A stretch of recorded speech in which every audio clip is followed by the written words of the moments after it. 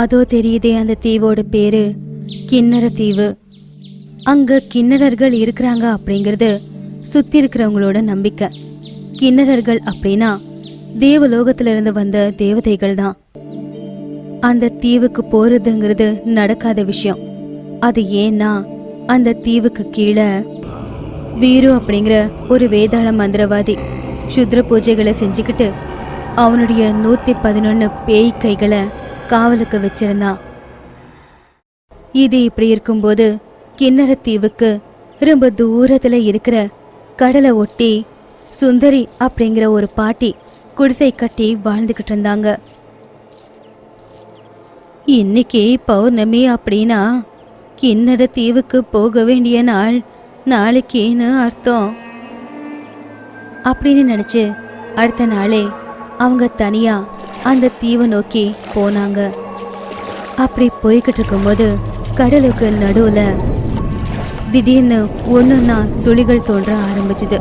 அதுல சுந்தரி பாட்டி எடுத்துட்டு வந்த கற்பாம்பூச்சிகளை போட போட அந்த சுழிகள் எல்லாம் ஒன்னொன்னா மறைய ஆரம்பிச்சுது. கபாலா குகைக்கு வழியா போய்கிட்டு இருக்கும்போது பயங்கரமான இருட்டு. அந்த குகையோட மேல் சுவரில் நிறைய பேய்கள் தொங்கிக்கிட்டு இருந்துச்சு. பசிக்குது பசிக்குது, ஒரு ரத்தத்தை குடிச்சு உன்னை கிழிச்சு சாப்பிட போறேன். பசி பசிக்குது, ரொம்ப பசிக்குது, ஒரு ரத்தத்தை குடிக்க போறேன்.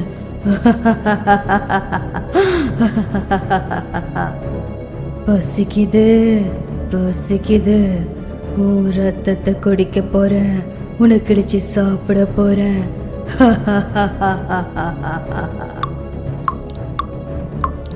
சுந்தரி பாட்டி கொஞ்சம் கூட பயப்படாம ஒரு லேந்தரை எடுத்து அதை பத்த வச்சு ஒரு நீளமான குச்சியில அந்த லேந்தரை தொங்க விட்டு அந்த வெளிச்சம் தெரிஞ்ச உடனே தொங்கிக்கிட்டு இருந்த பேய்கள் மறைஞ்சு போச்சு. அந்த குகையை விட்டு வெளியில வந்த உடனே முழு கடலும் தெரிஞ்சுது. தூரத்துல ஒரு தீவு, அதுதான் அந்த கிண்ணற தீவு. அந்த தீவுக்கு பக்கத்துல போய்கிட்டு இருக்கும்போது கடலுக்குள்ள இருந்து அந்த கைகள் எல்லாம் ஒன்னொன்னா வெளியில வர ஆரம்பிச்சது. வாய்ப்பு கிடைச்சா போதும் பாட்டியோட கழுத்தை பிடிச்சி அடி பாகத்துக்கு கூட்டிட்டு போயிடும். அந்த பேய்களோட கைகளை பார்த்தோம் பாட்டி கொஞ்சம் கூட பயப்படவே இல்லை. பூதலாகிருதம் ரஞ்சகம் பிரேதரஞ்சகம் கிராதகம் வீரசேனாரஞ்சகம் பிரேதரஞ்சகம் நிசீதி நிஷாச்சரா அகம்ய லோக கண்டகா கிராதக வீரா ஆவாகம் ஆவாகம்.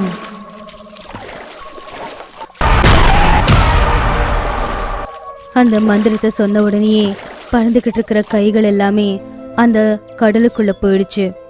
கிண்ணற தீவுக்கு போன உடனேயே படக ஒரு இடத்துல கட்டி போட்டுட்டு அந்த கடல் தீரத்துல கால் தடங்களை தேடிக்கிட்டு இருந்தாங்க.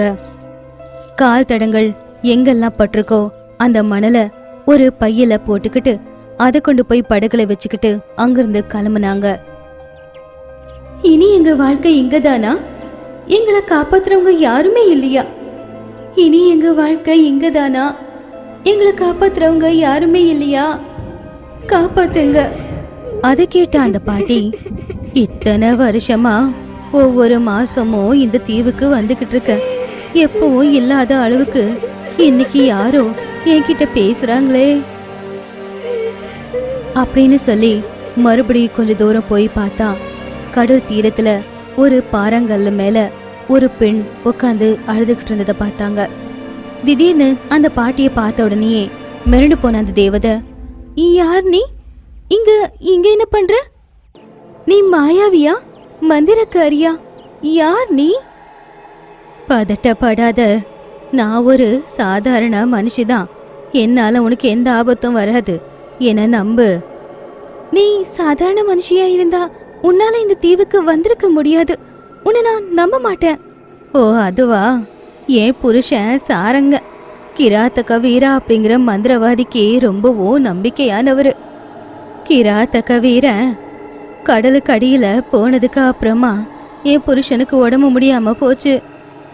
அவரு இறந்து போறதுக்கு முன்னாடி இந்த தீவுக்கு எப்படி போகணும் அப்படிங்கிறத பத்தி எல்லா விவரத்தையும் சொல்லிட்டு தான் செத்தாரு.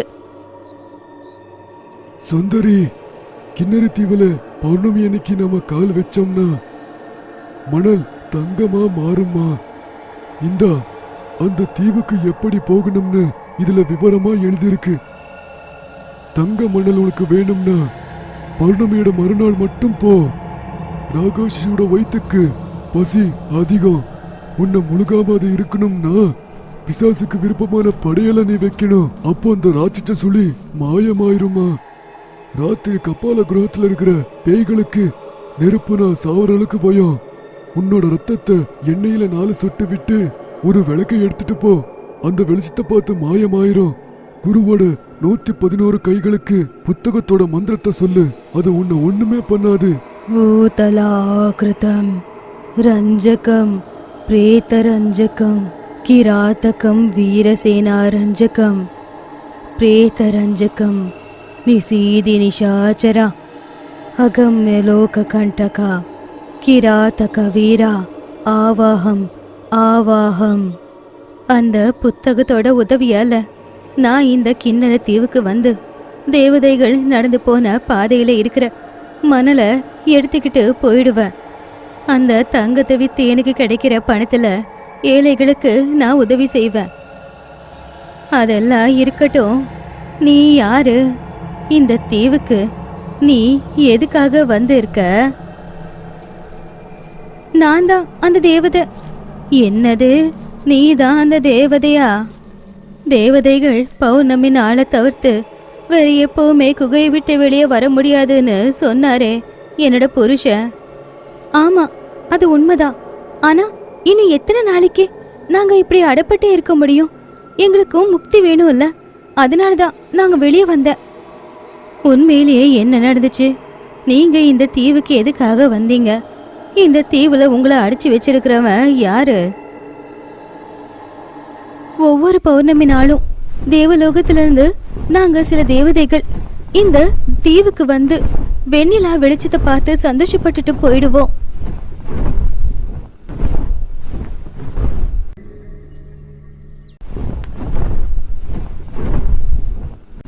ஆனா வீரா அப்படிங்கிற ஒரு மந்திரவாதி வேதாள குகைக்குள்ள தவம் செஞ்சுக்கிட்டு இருந்தான். இன்னும் எத்தனை நாட்கள் வேதாளா? எனக்கு வயசாக கூடாது, இளமை வேண்டும். 1000 ஆண்டுகள் ஆயுள் வேணும். சொல்லு, உனக்கு இன்னும் என்ன வேண்டும்? பூஜை வேண்டாம் முட்டாள். எனக்கு கிண்ணறி பலி வேணும். அதுவும் பலி கொடுக்குற கிண்ணறி உன்னோட பொண்டாட்டியா இருக்கணும். கிண்ணறி இருக்கிற பலி எனக்கு சொல்லு. கூட்டு வந்து கல்யாணம் பண்ணிக்கிற, அதுக்கப்புறம் உனக்கு பலி கொடுக்குற. அப்படியெல்லாம் நடக்காது நரனே. கிண்ணறிய விருப்பப்பட்டு உன்னை கல்யாணம் பண்ணிக்கணும். இல்லைன்னா அந்த கல்யாணமா இருக்காது. அந்த பலியை நான் ஏத்துக்க மாட்டேன். இங்கிருந்து 16 மைலு கடல்ல வடக்கு திசையில நீ போ. கிண்ணறி தீவுக்கு நீ அப்ப போவ. எத்தனை கிண்ணறிய நீ கல்யாணம் பண்ணிக்கிட்டு எனக்கு பலி கொடுக்குறியோ அவ்வளோ 1000 ஆண்டுகள் உனக்கு ஆயுசு கிடைக்கும். ஆனா உனக்கு இயலாமை இருக்கக்கூடாது. இயலாமை இருக்கவே கூடாது. அப்படி அந்த மந்திரவாதி ஒரு பௌர்ணமி நாள் இந்த தீவுக்கு வந்தான். என்னோட சேர்த்து மொத்தம் 7 பேர் பௌர்ணமி அன்னைக்கு இந்த தீவுக்கு வந்திருந்தோம். அவனுடைய மந்திர சக்தியால எங்களை அவன் அடிச்சு வச்சிட்டான். உங்க 7 பேருமே விருப்பப்பட்டு என்ன கல்யாணம் பண்ணிக்கணும். இல்லனா என்னோட கையால நீங்க சாவீங்க. மனிதா, எங்களை விட்டுடு. எங்களுக்கு கல்யாணம் ஆயிடுச்சு. எங்க புருஷங்க எங்க உலகத்துல இருக்காங்க. உங்களை விடமாட்டேன். என்ன கல்யாணம் பண்ணிக்கிட்டா சரி. இல்லைன்னா நிர்ஜுன் அர்வன் அகேன் ஆஸ்திரி பிரியாக் டான் காஹதா தீபிகாயிஷா அப்படின்னு ஒரு வாளை எடுத்து எங்க ரெக்கைகளை வெட்டிட்டான்.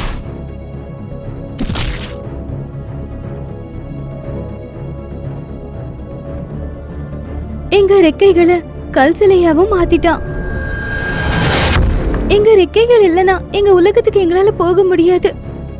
சரி, நான் வேணும்னா உன்னை கல்யாணம் பண்ணிக்கிறேன். மிச்சம் 6 பேரையும் விட்டுடு. முடியாது. 7 பேரையும் நான் கல்யாணம் பண்ணிக்கணும். 7000 ஆண்டுகள் எனக்கு ஆயுசு கிடைக்கணும். அப்ப என்கிட்ட இருக்கிற கத்திய அவனை நோக்கி நான் வீசினதும் அது பட்டு அவனுடைய கையை வெட்டிக்கிச்சு. இப்படி பண்ணிட்டீங்களே, உங்களை என்ன பண்றேன்னு பாருங்க.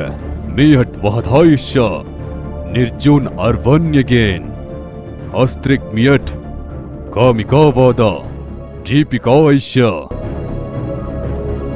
அப்படின்னு ஒரு மந்திரத்தை சொன்னதுமே ஒரு கை தானாவே 111 கையா மாறி அந்த சமுத்திரத்துக்குள்ள போயிடுச்சு.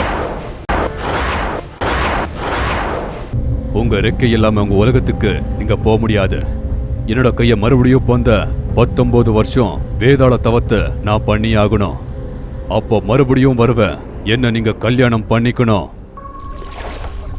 அப்படின்னு சொல்லி போயிட்டா. எங்க உலகத்துல இருந்து யாராவது வருவாங்க, உதவி செய்வாங்கன்னு காத்துக்கிட்டு இருந்தோம். ஆனா யாருமே வரல. அடுத்து அந்த மந்திரவாதி வரதுக்குள்ள நாங்க எப்படியாவது எங்க உலகத்துக்கு தப்பிச்சு போயிடணும். நான் மட்டும்தான் இப்ப வெளியே வந்திருக்க. மிச்சம் இருக்கிற 6 தேவதைகளும் அந்த குகைக்குள்ளதான் இருக்காங்க. அந்த மந்திரவாதி எங்க போனா எப்போ வருவா எதுவும் தெரியாது. எனக்கு தெரியும், அந்த மந்திரவாதி கூடவே இருந்தவர் தான் என் புருஷன் சாரங்க.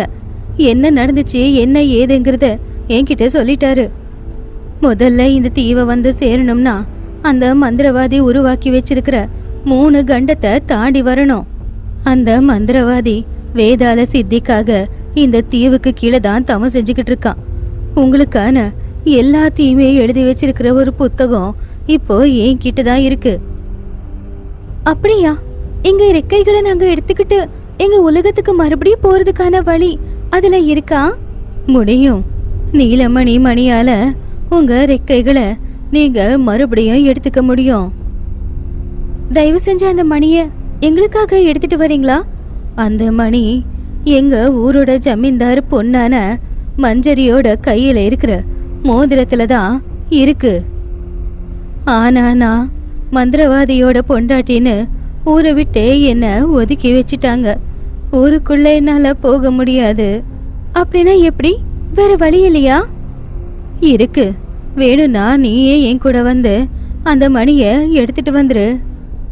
ஒரு நொடி கூட தாமதிக்காம பாட்டி கூட அந்த படகுல ஏறி அந்த தேவதை அங்கிருந்து கிளம்புனா. அத பார்த்து மத்தவங்க எல்லாரும் வெளியில வந்தாங்க. தங்கச்சி, தங்கச்சி, நில்லு, போகாத. தங்கச்சி, நான் சொல்றத கேளு. அப்ப அவங்க எல்லாருமே சிலைகளா மாறிட்டாங்க. அத பார்த்து அந்த தேவதை, என்ன இது, என் அக்காங்க ஏன் சிலைகளா மாறிட்டாங்க? உங்க 7 பேர்ல யாராவது ஒருத்தங்க அந்த தீவை தாண்டி போனாலும் மிச்சம் இருக்கிறவங்க சிலைகளா மாறிடுவாங்க. அது மட்டும் இல்ல, தீவை தாண்டி போற அந்த தேவதைக்கு சாதாரண மனுஷியா தான் வாழ முடியும். தேவதையோட அந்த அழகான உருவம் எல்லாம் மாறி சாதாரண மனுஷியா மாறிட்டா. அந்த பாட்டியோட உதவியால கடலை தாண்டி வந்து சேர்ந்தா. இந்த வழியில நேரா போனா ஜமீன்தாரோட கோட்டை வரும். ஏதாவது பண்ணி அந்த மோதிரத்தை சொந்தமாக்கிக்கோ. அடுத்த பௌர்ணமி நாளுக்குள்ள நீ அந்த தீவுக்கு போகலன்னு வச்சுக்கோ, உன்னுடைய 6 அக்காங்களும் சாம்பலா மாறிடுவாங்க.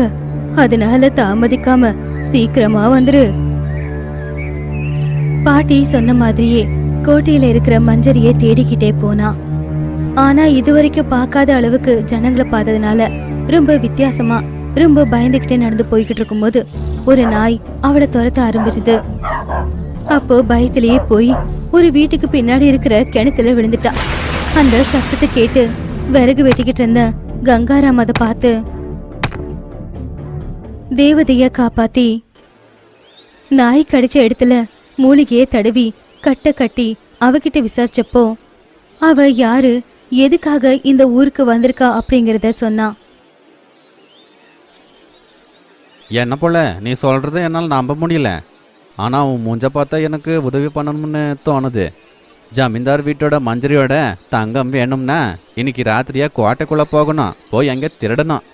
அப்படி ஊர்ஜனங்க எல்லாம் தூங்கினதுக்கு அப்புறம் 2 பேரும் கயிறு கட்டி மஞ்சரியோட ரூமுக்குள்ள போனாங்க.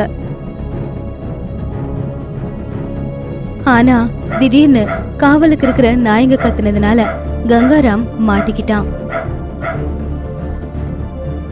கிண்ணரா கட்டலுக்கு கீழே போய் ஒளிஞ்சுக்கிட்டான். விடியும் போது கங்காராம திருட அப்படின்னு நினைச்சு அவனை ஜெயில போட்டுட்டாங்க. அதுக்கப்புறமா காலையில தோட்டத்து வழியா போய்கிட்டு இருக்கிற கிண்ணராவ மஞ்சரி பார்த்து, யார் நீ, எங்க தோட்டத்துல என்ன பண்ற? நடந்த எல்லாத்தையுமே மஞ்சரி கிட்ட சொன்னான். ஆனா மஞ்சரி அது எதையுமே நம்பல. என்னது, நீ தேவகன்னியா? கதை நல்லா இருக்கு. சரி, ஒன்று பண்ணு, பேசாம என் கூட இந்த தோட்டத்திலேயே இருந்துரு. ஒவ்வொரு நாளும் இந்த மாதிரி நல்ல நல்ல கதைகளை எனக்கு சொல்லு. அன்னையில இருந்து ஜமீன்தாரோட தோட்டத்துல வேலைக்காரியா மஞ்சரி கூட அவ பழக ஆரம்பிச்சா. ஒரு நாள் மஞ்சரியும் கிண்ணராவும் தோட்டத்துல சுத்திக்கிட்டு இருக்கும்போது கிண்ணரா நடந்து போற இடத்துல அவளுடைய காலடிகள் தங்கமா மாறிக்கிட்டு இருந்துச்சு. அதை பார்த்து மஞ்சரி ஷாக் ஆனா. என்ன இது, உன் காலடி பட்ட இடம்லாம் மண்ணெல்லாம் கூட தங்கமா மின்னுது. யார் நீ? நான் தான் சொன்னேன் இல்லையா, நான் தேவலோகத்திலிருந்து வந்திருக்கிற தேவகன்னி. என்னுடைய ரெக்கைகளை மந்திரவாதி வெட்டிட்டா, அதனால சாதாரண மனுஷியா மாறிட்டேன். ஆனாலும் பௌர்ணமி நாளன்னைக்கு நான் நடக்கிற இடமெல்லாம் அது தங்கமா மாறிடும். இத்தனை நாளா எனக்கு சேவை செய்ய சொல்லி ஒரு தேவதைய நான் வேலைக்கார பொண்ணா மாத்திட்டேன். சொல்லுங்க, என்ன செஞ்சா என்னுடைய பாவம் தீரும்? எனக்கு உங்க கை மோந்திரத்துல இருக்கிற அந்த நீலமணி வேணும். அதே மாதிரி என்னால நீங்க அடிச்சு வச்சிருக்கிற கங்காராம விடுதலை செஞ்சாகணும். மஞ்சரி ரகசியமா கங்காராம விடுவிச்சு அவளுடைய நீலக்கல்ல மோந்திரத்தை கிண்ணரா கிட்ட கொடுத்த ரகசிய வழியா அனுப்பி வச்சா. 2 பேருமே பாட்டியோட வீட்டுக்கு வந்து பார்த்தா பாட்டி செத்து போயிருந்தாங்க. ஐயா, இப்ப என்ன பண்றது? கிண்ணற தீவுக்கு போற வழி இந்த பாட்டியை தவிர வேற யாருக்கும் தெரியாது. பாட்டிக்கு வயசாயிடுச்சுல்ல, அந்த தீவு எங்க இருக்குன்னு மத்தவங்க கிட்ட அவங்க சொல்லியே ஆகணும். நானும் பாட்டி கிட்ட அததான் கேட்டேன். எங்க மனுஷங்களுக்கு பேராசை அதிகம். தங்க மணல் கிடைக்கிற அந்த இடம் தெரிஞ்சா அங்க நிறைய பேர் வருவாங்க. அதனால உங்களுக்கு தான் அது பெரிய ஆபத்துன்னு சொன்னாங்க. பாட்டிக்கு செய்ய வேண்டியதை செஞ்சு வச்சு என்ன பண்றதுன்னு தெரியாம வீட்டுக்குள்ள வந்து பார்த்தப்போ மூலையில ஒரு பழைய புத்தகம் எடுத்ததை பார்த்தாங்க. அதை எடுத்து பார்த்தப்போ அந்த தீவுக்கு போற வழிய தேவலிபியில எழுதி இருந்துச்சு. அது சாதாரண மனுஷங்களுக்கு புரியாது. அந்த புத்தகத்துல எழுதியிருந்த மாதிரி ஒரு லேந்தர் விளக்கு, கருப்பாம்பூச்சிங்களை எடுத்துக்கிட்டு 2 பேரும் கிளம்புனாங்க.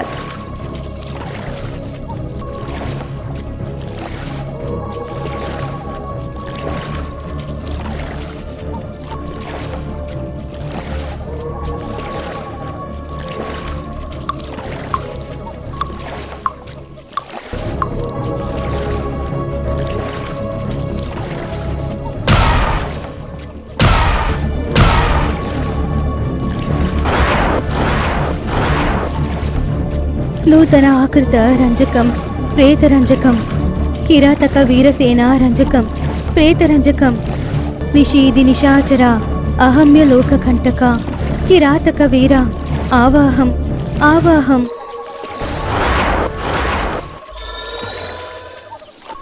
அப்படின்னு அந்த 3 கண்டத்தையும் தாண்டி சிலைகளா இருக்கிற 6 அக்காங்க கிட்ட வந்துட்டேன், நான் வந்துட்டேன்க்கா, இனிமே நமக்கு விமுக்தி தான் அப்படின்னு உடனே அந்த குகைக்குள்ள போய் நீலமணி எடுத்து லேந்தர் மேல வச்சதுமே அதுல இருந்து வந்த வெளிச்சம் அந்த கல்லா மாறி இருந்த ரெக்கைகள் மேல பட்ட உடனே ரெக்கைகள் சாதாரணமா மாறிடுச்சு.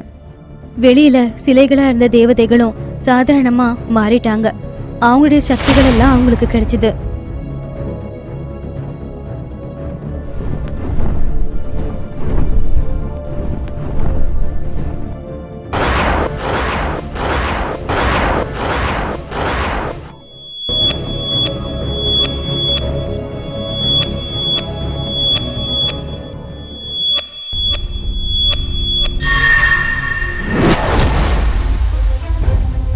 Nejun are one again.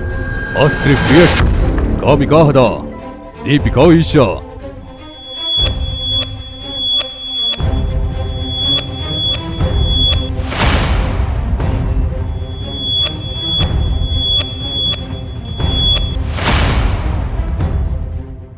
உன்னோட உயிரை பணிய வச்சு எனக்கு உதவி செஞ்சதுக்காக இதோ இதை எடுத்துக்கோ அப்படின்னு வைரங்களையோ தங்கங்களையோ கங்காராமுக்கு கொடுத்து அந்த 7 பேரும் அவங்க உலகத்துக்கு பறந்து போயிட்டாங்க. கங்காராம் உடனே அதை எல்லாத்தையும் எடுத்துக்கிட்டு தாண்டி போய் பாட்டியோட சமாதி மேல அந்த புத்தகத்தை வச்சு எரிச்சிட்டான். அதுக்கப்புறமா அவனும் சந்தோஷமா வாழ்ந்தான்.